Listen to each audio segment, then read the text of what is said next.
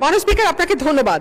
মাননীয় speaker, TIB সম্প্রতি বলছে যে এই সংসদের সদস্যদের কাছে এই দেশের ব্যাংকগুলোর পাওনা হচ্ছে 11,356 কোটি টাকা।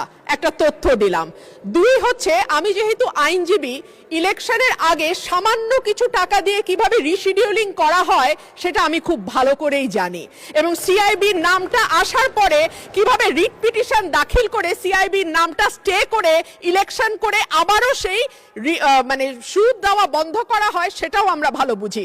মাননীয় স্পিকার, 3 নম্বর পয়েন্ট হচ্ছে মন্দ ঋণের সঙ্গে সঙ্গে আমি বলেছিলাম দুর্দশাগ্রস্ত ঋণ, এবং দুর্দশাগ্রস্ত ঋণের পরিমাণ 11 লক্ষ কোটি টাকা, এবং এই 11 লক্ষ কোটি টাকার মধ্যে এই সংসদের কাছে বাংলাদেশে।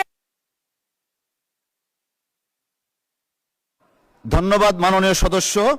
আমি জনাব মোহাম্মদ আজিজুর রহমান যশোরে আপনার কাছে দুঃখ প্রকাশ করছি, টাইম হলো না, আজান পড়ে যাচ্ছে।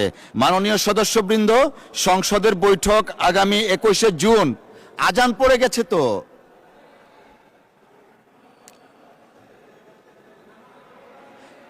আমাদের বৈঠক আলোচনায় অংশগ্রহণ করবেন ব্রাহ্মণবাড়িয়া 2 আসন থেকে নির্বাচিত মাননীয় সদস্য রুমিন ফারহানা।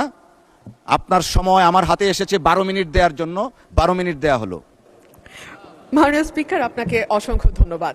মাননীয় স্পিকার, যখন যেই সরকার ক্ষমতায় থাকে তারা আশা করে বিরোধী দল তাদের কিছুটা হলেও প্রশংসা করবে। সেজন্য আমরা লক্ষ্য করি 212 জন সংসদ সদস্য সরকারের প্রশংসা বা স্তুতিমূলক বক্তব্য দিলেও সরকার ব্যাকুল হয়ে বিরোধী দলের দিকে তাকায় এবং প্রশ্ন করে, আমাদের এই বাজেট সম্পর্কে একটাও কি ভালো কথা বলবার নাই?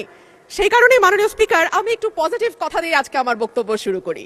আমি মাননীয় অর্থমন্ত্রীকে ধন্যবাদ জানাই, কারণ তিনি নিত্য প্রয়োজনীয় এবং কৃষি পণ্যের উপর উৎসে কর কমিয়েছেন। 5%, 2% এবং 1% হারে যেটা উৎসে কর ছিল সেটাকে উনি 0.5% নামিয়ে এনেছেন, এবং যে কারণে চাল ডাল সহ যে নিত্য প্রয়োজনীয় দ্রব্য আমাদের কিনতে হয় সেগুলোর দাম কমবে বলেই আমি আশা রাখি। এইবার মাননীয় স্পিকার, আমি একটা গল্পে আসি। একজন সংসদ সদস্য, ওনার নাম ধরে নিলাম মফিজ। সেই বেচারার মাসে বেতন 1,76,000 টাকা। এর বাইরে তার কোনো গার্মেন্ট ব্যবসা নাই, তার কোনো ইয়াবা ব্যবসা নাই, তার কোনো অস্ত্রের ব্যবসা নাই, তার কোনো অবৈধ ব্যবসা নাই। কিন্তু তার স্বপ্ন হলো ঢাকা শহরে 3 একর জায়গার উপরে প্রাসাদোপম বাড়ি তৈরি করে সামনে একখানা সুইমিং পুল নিয়ে সেখানে হরিণ এবং ম্যাকাও পাখি পুষবার। কিন্তু মাননীয় স্পিকার, তার এই 1,76,000 সৎ পয়সার টাকায় কি ঢাকা শহরে 3 একর জায়গায় প্রাসাদোপম বাড়ি মেনটেইন করা, তৈরি করা সম্ভব? সম্ভব নয়। ঠিক একইভাবে মাননীয় স্পিকার, যখন 9,38,000 কোটি টাকার বাজেট আসে তখন আমরা বুঝতে পারি এই বাজেটটি কিভাবে বাস্তবায়িত হবে। এর মধ্যে মোট আয়ের লক্ষ্যমাত্রা ধরা হয়েছে 6,95,000 কোটি টাকা, ঘাটতি 2,43,000 কোটি টাকা।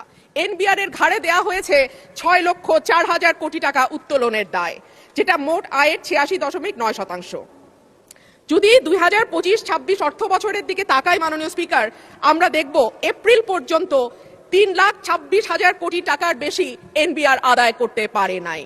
সেই এনবিআর কে যদি আমরা 3 লক্ষের দ্বিগুণ 6 লক্ষ কোটি টাকা আদায়ের দায় চাপিয়ে দেই, এনবিআর এর পক্ষে কি করে সেটা আদায় করা সম্ভব আমার মাথায় ঢুকে না।